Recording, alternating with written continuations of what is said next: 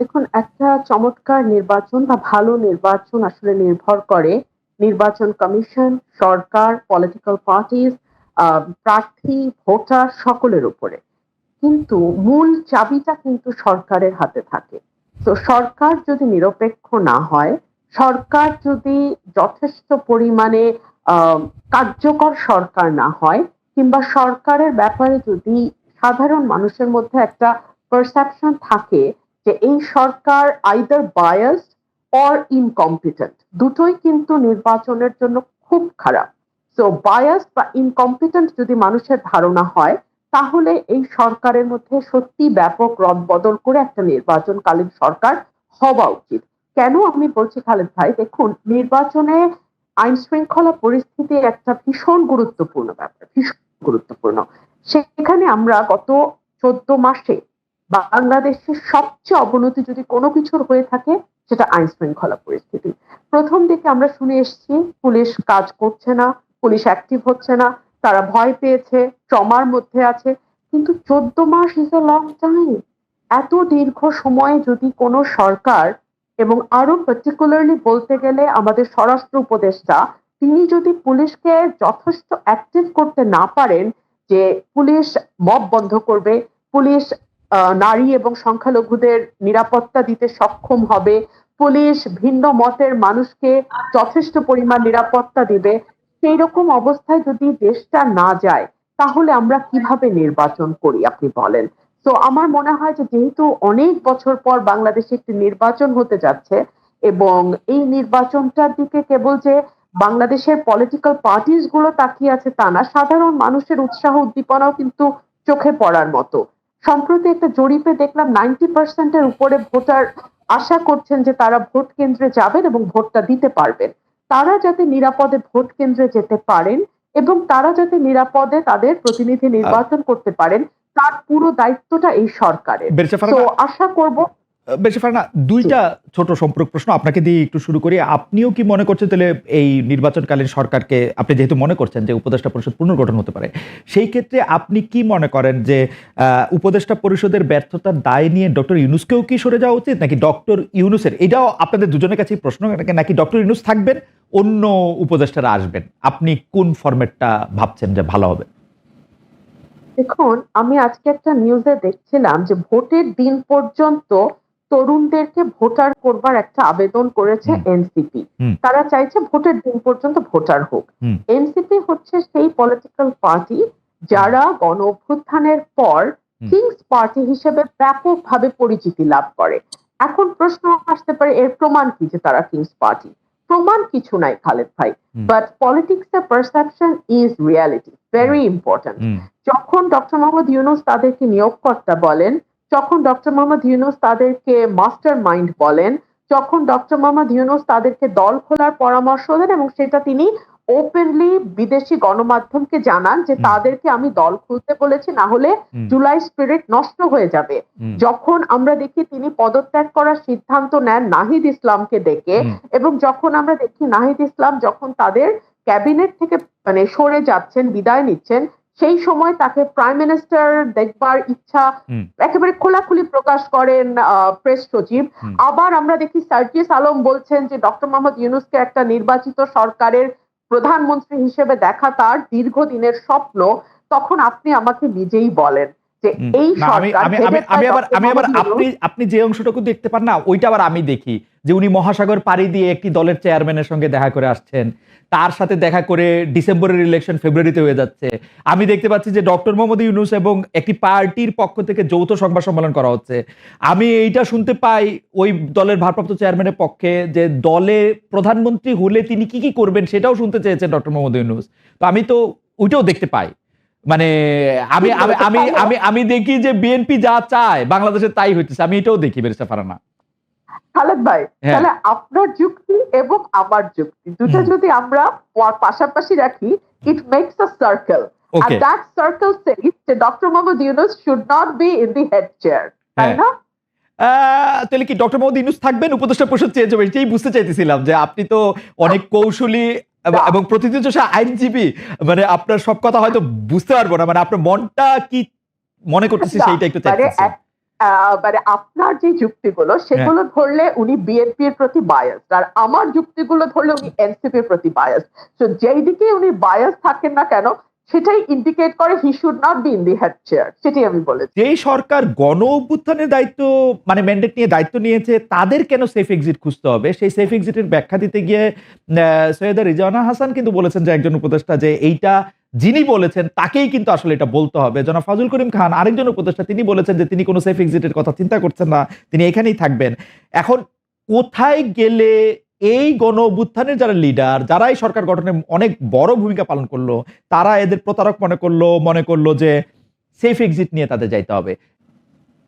আমি যদি প্রতারণা শব্দটি কঠিন শক্ত একটি শব্দ, আমি যদি প্রতারণা শব্দটিকে একপাশে সরিয়েও রাখি, গণ অভ্যুত্থানের পরে সকলের সম্মতিতে সকলের ইচ্ছায় যে সরকারটি গঠিত হলো সেই সরকারটি কতটা আচার ব্যর্থ হলে এরকম সেফ এক্সিট কথাটা প্রশ্নটা ওঠে। আপনি দেখুন সেফ এক্সিটের কথাটা মানে নিরাপদ প্রস্থান না, এটা যদি বাংলা করি নিরাপদ পলায়ন যদি নাও বলি নিরাপদ প্রস্থান। তো নিরাপদ প্রস্থানের প্রশ্ন কখন আসে? এক হচ্ছে যখন আপনি কোনো গুরুতর অপরাধ করেন। এই সরকারটি কি কোনো গুরুতর অপরাধ করেছে? এই সরকারটিকে আমি দুই ভাগে ভাগ করতে চাই। এক ভাগে আছে সুশীল সমাজ বা নাগরিক সমাজের ব্যক্তিরা, আরেক ভাগে আছে গণ অভ্যুত্থানের কিছু পরিচিত মুখ। গণ অভ্যুত্থানের দুজন পরিচিত মুখ, নাহিদ ইসলাম যেহেতু সরে এসছেন, দুজন পরিচিত মুখ এখনো আছেন। তার একজন হচ্ছেন মাহফুজ আলম, আরেকজন হচ্ছেন সরি আমার নামটা এই মুহূর্তে মনে পড়ছে না, আরেকজন যিনি কুমিল্লার আসিফ মাহমুদ সজীব ভুঁইয়া। আসিফ মাহমুদ সজীব ভুঁইয়া। জি, আমি মাহফুজ আলমের ব্যাপারে খুব বেশি বিতর্ক কিন্তু আমাদের কানে আসে নাই, কিন্তু আসিফ মাহমুদ সজীব ভুঁইয়া তার এলাকা, তার পরিবার, তার পলিটিক্যাল পার্টিতে যোগ দেয়া মানে কোনটাতে তিনি আদৌ দেবেন, তার নির্বাচন করা, নির্বাচনকে সামনে রেখে 240 কোটি টাকার প্রজেক্ট কুমিল্লায় অনুমোদন করা, যেটা নির্বাচনের ঠিক অব্যবহিত আগেই শেষ হবে বা শুরু হবে, অর্থাৎ ইলেকশনের সাথে ভেরি ক্লোজলি কানেক্টেড। এই বিষয়গুলো কিন্তু ভালো বার্তা দেয় না। আমার কাছে মনে হয় যে এই বিষয়টি আপনি যেভাবে পরিষ্কার করলেন সেটি আগেও আপনি বলেছেন, সেটি আসলে পরিষ্কার হলে আমাদের সবারই সুবিধা। এখন কেউ বলছেন এটি বিপ্লব না গণ অভ্যুত্থান না কি, সংবিধান থাকতে হবে না রাখতে হবে সেটি নিয়ে আসলে অনেক কথা। রাষ্ট্রপতি নিয়ে আপনার এগুলো নিয়ে আমার খুব মাথা ব্যথা নাই ভাই, আমি আপনাকে খুব পরিষ্কার করে একটা কথা বলি খালেদ সাহেব। জি, আই এম টোটালি ডেমোক্রেট। আমি একটা আপাদমস্তক গণতন্ত্র বিশ্বাসী মানুষ, এবং গণতন্ত্র বিশ্বাসী মানুষ বলি আমি গণতন্ত্রের কথাই সরকার বলি। এটা তো হয়তো কেউ এগ্রি করবে, কেউ এগ্রি করবে না, কেউ বিভিন্ন কথা বলবে, কেউ বুঝতে পারবে না, কিন্তু আমি এটা বুঝি যেহেতু একসময় বিপ্লবী দল করেছি, একসময় বিপ্লবের কথা বলেছি, বিপ্লবও করেছি, যুদ্ধও করেছি। আমি যেটা বুঝি সেটা হচ্ছে যে বিপ্লব যদি কেউ করতে চায় তাহলে তাদেরকে বিপ্লবী সংগঠন লাগবে, বিপ্লব যদি করতে হয় তাদেরকে বিপ্লবী সেনাবাহিনী লাগবে, তা নাহলে ওই বিপ্লবকে এক মুহূর্তের জন্য কন্টেইন করা যাবে না। ওকে, আপনি গণতন্ত্রের কথা বলেন বলেই আপনার কাছে আসলে আমাদের প্রশ্ন বারবার যে আপনি সব মানুষের সমান অধিকারের কথা, গণতন্ত্রের কথা বলতে গিয়ে আপনি সব মানুষের সমান অধিকারের কথা বারবার বলছেন, সবার নিরাপত্তার কথা বলছেন, অথচ শাহবাগে সোমবার আন্দোলনরত সনাতনীদেরকে যুবদলের নেতৃত্বে লাঠিসোঁটা দিয়ে ধাওয়া দেওয়া হয়েছে বলে আমরা পত্রিকায় পড়েছি। আমরা যে কাজ প্রশাসনকে, পুলিশকে, সরকারি দলের লোকজনকে করতে দেখি সেই দায়িত্ব আসলে যুবদল কেন নিচ্ছে? আপনি এটা নিয়ে কিছু বলবেন? এই দায়িত্বটা যুবদলের উপরে কেন চাপাচ্ছেন আপনারা? যুবদল যে করেছে তার প্রমাণ আছে কেন? ওয়াই দিস এই ধরনের বক্তব্য যাওয়ার চেষ্টা হচ্ছে কেন? আপনি সবসময় আমরা লক্ষ্য করেছি যে একটা এই ধরনের ঘটনাগুলোর সঙ্গে বিএনপিকে জড়িত করার চেষ্টা করা হয়, এই ধরনের ঘটনাগুলোর সঙ্গে এটা কোনো মতেই বিএনপির সঙ্গে কোনো সম্পর্ক নেই। এটা was the government, the police, তারা করেছে এটা। আর সেই সঙ্গে আপনার সেই যারা আপনার হয়তো সেখানে একজন ছিল তারা করেছে, যুবদলের কেউ এটার সঙ্গে জড়িত ছিল না। তার মানে যুবদল এজ এ পার্টি কখনোই ছিল না। তার মানে bdnews24.com এর যে রিপোর্টটা আমরা পড়ছি সেই রিপোর্টের ক্ষেত্রে এই কথা বলা হয়েছে, তাহলে এটা আসলে ঠিক না? আমি এই রিপোর্টের সঙ্গে একমত নই। ওকে, আমরা 5 আগস্টের পরে এইটা খুব দেখতেছি যে বিএনপির সমালোচনা করতেছেন জামায়াতের আমির, বিএনপিকে ইঙ্গিত করে এরকম কথাও বলা হয়েছে তাদের তো নির্বাচনও লাগে না। আওয়ামী লীগ ইতিমধ্যে যা দখল করেছিল, আওয়ামী লীগ ফুটপাত থেকে শুরু করে সব বিএনপি দখল করে নিয়েছে, যা আওয়ামী লীগ 15 বছর সাজিয়েছিল তা দখল করে নিয়েছে, 80 ভাগ দখল করে নিয়েছে, ইত্যাদি ইত্যাদি। এই ব্যাপারটাকে আসলে পলিটিক্যালি আপনি কিভাবে দেখছেন, যে মানে আসলে মানে আমি পলিটিক্যালি ভাই ভিন্নভাবে দেখি। আমি ব্যক্তিগতভাবে আমি খুব পজিটিভ মানুষ, আর আমি আপনার ঠিক ওই নিন্দুকের পর্যায়ে পড়ি না ব্যক্তিগতভাবে। মেবি আমার পলিটিশিয়ান হিসেবে সে দুর্বলতা হতে পারে। আমি প্রত্যেকটা জিনিসকে আপনার সামনে ফরওয়ার্ড লুকিং দেখতে চাই এবং একটা পজিটিভ ভাবে দেখতে চাই। তো সেই কারণেই আপনার জামাত ইসলাম কি বললো না বললো, কবে কি বলেছে না বলেছে, এগুলো আমি খুব বেশি দেখি না। আপনাকে আমি সত্য কথা বলছি। আমি মনে করি যে জামাত ইসলাম আমাদের সঙ্গে ইতিপূর্বে ফ্যাসিস্ট বিরোধী আন্দোলন ছিল। তারা যদি, আমরা যুগপৎ আন্দোলন করেছি, তারা যদি আমাদের সঙ্গে আবারও থাকে এবং করে, তখন আমরা সেগুলো চিন্তা করে দেখবো যে তাদের সঙ্গে আমরা কাজ করতে পারবো কি পারবো না। তো জামাত ইসলামের সঙ্গে এই যে একটা বিরোধ সৃষ্টি করার চেষ্টা, বা অন্যান্য দলগুলোর সঙ্গে বিরোধ সৃষ্টি করার চেষ্টা, গণতান্ত্রিক দলগুলোর সঙ্গে বিরোধ সৃষ্টি করার চেষ্টা, এটাকে আমি মনে করি এটা বোধহয় গণতন্ত্রের জন্য খুব শুভ নয়। আমরা এটি দেখেছিলাম যে এই শেখ হাসিনা সরকারের সময়ও আপনি সব সময় সব রাজনৈতিক দলের সাথে সংলাপ, আলোচনা, কথাবার্তা প্রাধান্য দিয়েছেন। যারাই আপনার কাছে এসছেন বা যারাই আপনাদের সাথে কথা বলতে চেয়েছেন তাদের সাথে কি ধরেন আমরা এক ধরনের নাগরিক ঐক্য দেখেছিলাম, মানে নাগরিক ঐক্যকে আমরা একসাথে দেখেছিলাম। আমরা দেখেছিলাম যে ডক্টর কামাল হোসেনের দলের সাথেও আপনাদের একটা ওই ঐক্যগুলির বা ওই রাজনৈতিক দলগুলির সাথে বিএনপির কথাবার্তা বা প্ল্যাটফর্মটা এখন কেমন? মানে আমি আর নাম না বললাম। খুবই ভালো। জি, আমাদের প্রত্যেকটি দলের সঙ্গে প্রত্যেকেরই আপনার অত্যন্ত চমৎকার একটা আপনার যোগাযোগ আছে। যেহেতু আপনার এখন সময়টা ভিন্নভাবে যাচ্ছে, আমরা নিজেদের কাজ করার চেষ্টা করছি। আন্দোলন যেহেতু নেই, যুগপৎ আন্দোলনের বিষয়টা নেই, but we are in touch always. আজকে তো মোস্তফা মসির মন্ত্রীর সঙ্গে আমার কথা হয়েছে। আপনার গতকাল গণতন্ত্র মঞ্চের প্রায় সকলের সঙ্গে বসে আমরা কথা বলেছি, আমরা অফিসে বসে কথা বলেছি। We are in touch. আমরা বিষয়গুলো দেখছি, পর্যবেক্ষণ করছি। আমরা সরকারকে যতটুকু পারা যায় আমাদের পরামর্শ দেওয়ার চেষ্টা করছি। আমরা গণতন্ত্রটা চাই, আমরা নির্বাচনটা চাই দেশের স্বার্থে, জনগণের স্বার্থে। কালের কণ্ঠকে আপনি একটি সাক্ষাৎকার দিয়েছিলেন, সেখানে জাতীয় সরকার নিয়ে একটি প্রশ্ন আসছিল। সেখানে আপনি বলছিলেন যে এরই মধ্যে আন্দোলন অংশগ্রহণকারী একটি দল নিয়ে একটি জাতীয় সরকার গঠন করার কথা বলেছি। এই জাতীয় সরকারটার কি নির্বাচন পরবর্তী সময়ে হবে? এটা কিসের ভিত্তিতে আপনার জাতীয় সরকার? আমরা বলেছিলাম যখন আমরা আপনার যুগপৎ আন্দোলনে যাই, সমস্ত রাজনৈতিক দলগুলোর সাথে যখন আমরা আলোচনা শুরু করি, এটা ছিল আমাদের প্রায় 2-3 বছরের একটা প্রক্রিয়া। 2-3 বছরের এই প্রক্রিয়ার পরে আমরা ওই যুগপৎ আন্দোলনে একমত হই এবং এটাতে এগিয়ে যাই। এখানে আমরা যেটা চিন্তা করেছিলাম যে আমরা আন্দোলন করব, আন্দোলন করার পরে নির্বাচন হবে।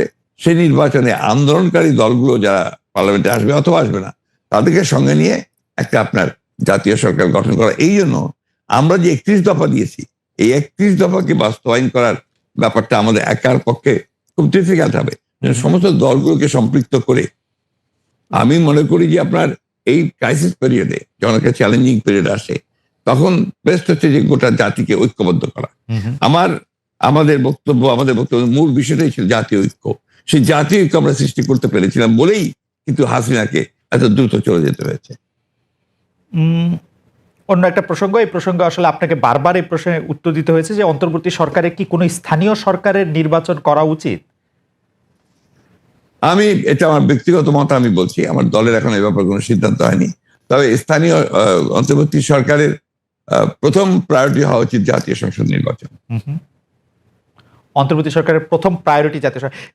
মানে অনেক ক্ষেত্রে বলা হচ্ছে যে নির্বাচিত প্রতিনিধি না থাকার কারণে অনেক সমস্যা হচ্ছে, তৃণমূলে অনেক ঝামেলা হচ্ছে। সেটি এর সবচেয়ে বড় সমস্যা তো হচ্ছে পার্লামেন্ট নেই। আচ্ছা, পার্লামেন্ট না থাকলে যে সমস্যা হয় সেটা সবার আগে, এবং জাতীয় পলিটিক্যাল ক্রাইসিস যেটা হচ্ছে দেশে, ইকোনমিক ক্রাইসিস, তার সবকিছুর মূলেই হচ্ছে আপনার দেয়ার ইজ নো পার্লামেন্ট।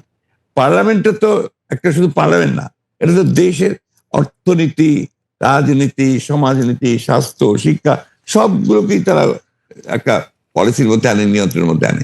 তো সেই বিষয়টা আমরা সবার আগে দরকার।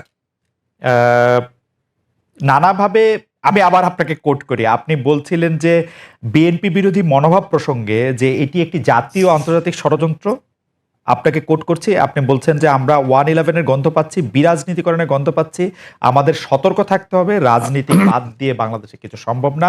আপনার সেই শঙ্কা কি বাড়ছে না? কারণ এই সাক্ষাৎকারটি আপনি আসলে 2 অক্টোবর দিয়েছিলেন, 3 অক্টোবর প্রকাশ হয়েছিল এটি।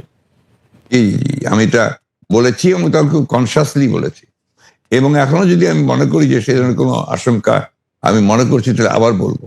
কারণ বাংলাদেশের অতীত অভিজ্ঞতা যেটা রয়েছে, যে আপনার এই ধরনের সময়গুলোতে এক্সট্রা আপনার যে ডিপলিটাইজেশনে যারা বিশ্বাস করে তার সামনের দিকে এগিয়ে আসে, and they create problem for the peaceful transition to democracy.